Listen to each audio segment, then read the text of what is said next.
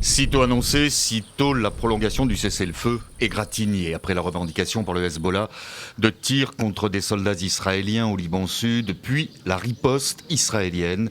Faire taire les armes, c'était pourtant la promesse de Washington au terme d'une énième série de négociations sur un arrêt des hostilités au Liban, censé être en vigueur depuis la mi-avril.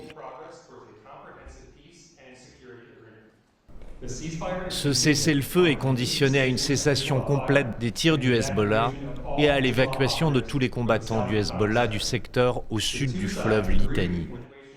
Pour Washington, Beyrouth et Tel Aviv, tout dépend donc du Hezbollah chiite libanais qui ne participe pas à ces négociations et dont le but de ces accords est de réduire son influence, voire même de l'éliminer. L'autre volet concerne la création de zones pilotes de sécurité sous le contrôle exclusif de l'armée libanaise, des zones test en quelque sorte pour les militaires libanais dont les modalités de mise en œuvre n'ont pas été définies. Ce qui n'empêche pas Israël, qui n'a pas de relations diplomatiques avec le Liban, de qualifier ces avancées de sans précédent.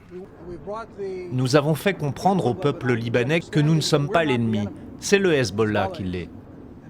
Et maintenant, nous allons travailler ensemble pour débarrasser le pays de ce groupe pro-iranien à la frontière d'Israël, qui prive Israël de sa sécurité et le peuple libanais de sa liberté. Israël et le Liban qui conviennent également de poursuivre ces discussions pour parvenir au final à un accord global, toujours sous la médiation de Washington, et ce, à partir du 22 juin prochain. Quant au Hezbollah, qui ne s'est toujours pas prononcé officiellement, les médias qui lui sont proches dénoncent une capitulation totale des autorités libanaises.